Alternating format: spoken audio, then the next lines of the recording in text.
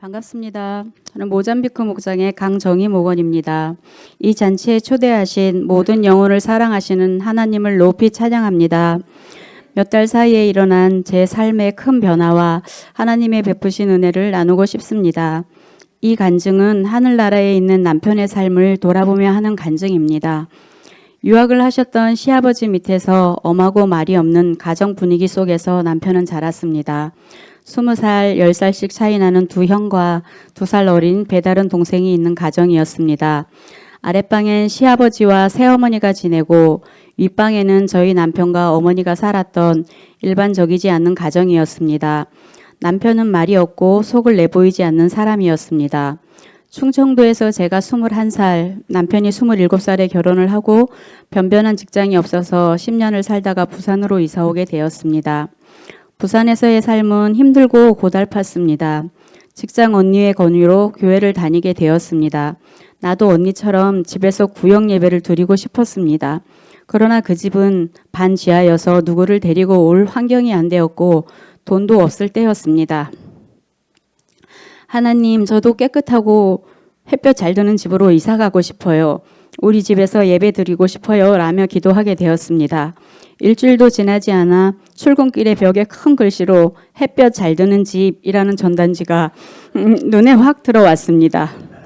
돈이 없던 저에게 재정도 다른 사람을 통해 마련해 주셔서 이사하게 되었습니다. 그 집에서 예배 드리면서 너무도 행복하고 감사한 날을 보냈습니다.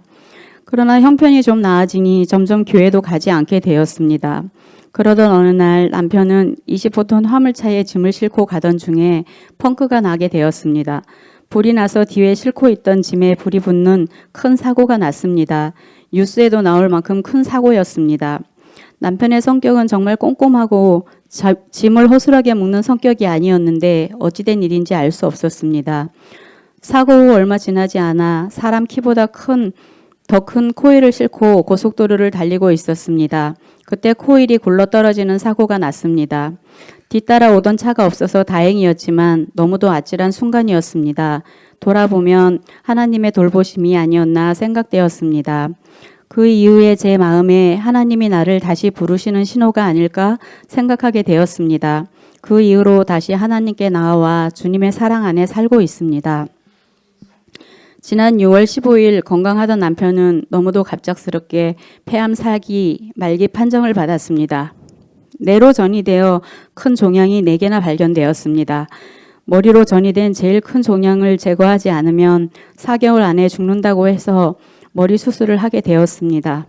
수술하는 날 아침 목사님께서 기도해 주시려고 목자 목녀님과 병원으로 오셨습니다.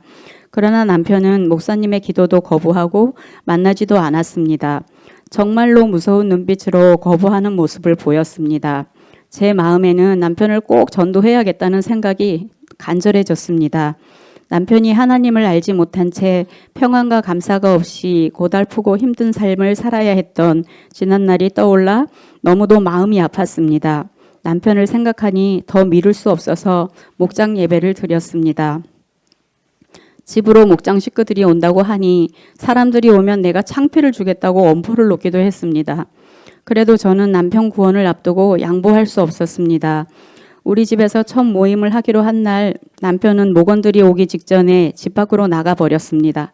두 번째 목장 모임을 할 때는 자기 방에서 나오지도 않고 얼굴도 비추지 않았습니다. 그러나 우리 집에서 목장 모임을 하는 기도 중에 하나님의 빛이 저희 가정을 환히 비춰주시는 것 같았습니다. 그리고 9월 29일 남편은 병원에 다시 입원하게 되었습니다. 목사님, 목자님, 목녀님이 오셔서 복음을 전했습니다.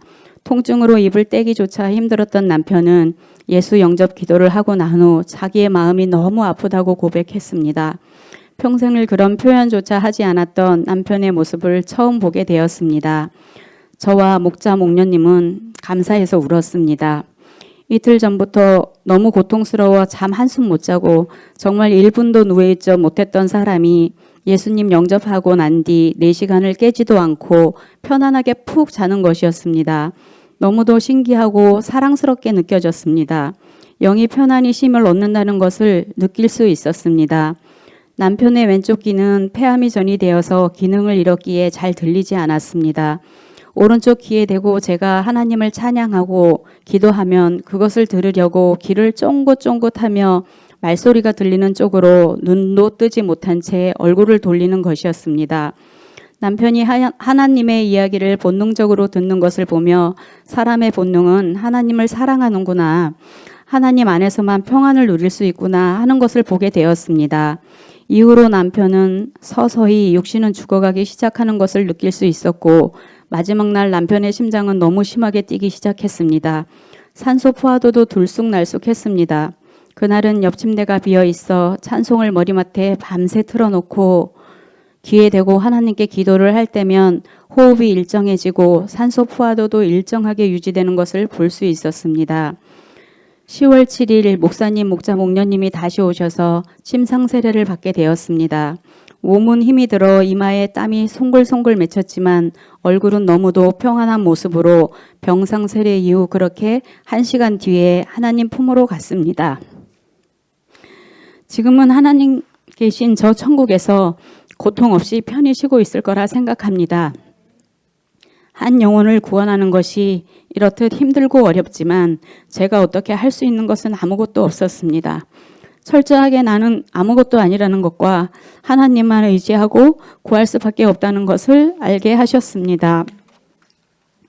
장례 후에 화장장으로 버스를 타고 가는데 너무도 가슴이 미어졌습니다.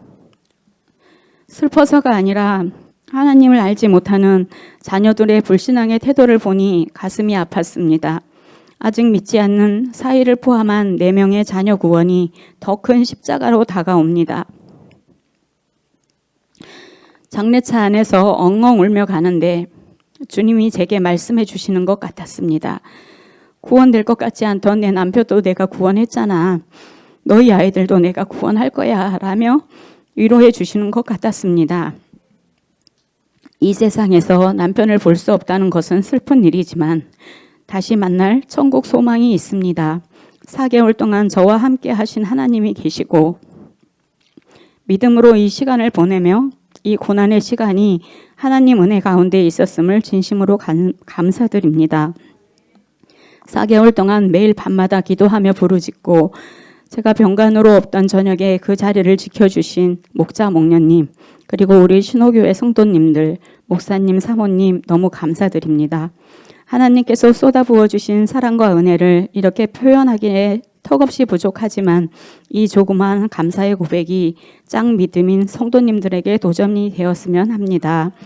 저희 모잠비크 목장은 배우자가 믿지 않은 짱 믿음이 많습니다. 우리 모두 하나 되어 배우자들의 구원을 위해 더 같이 기도하기를 원합니다. 나도 누군가의 영혼을 위해 간절히 기도하고 돕는 자가 되기 원합니다.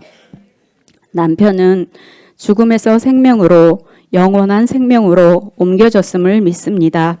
하늘의 복 많이 받으세요.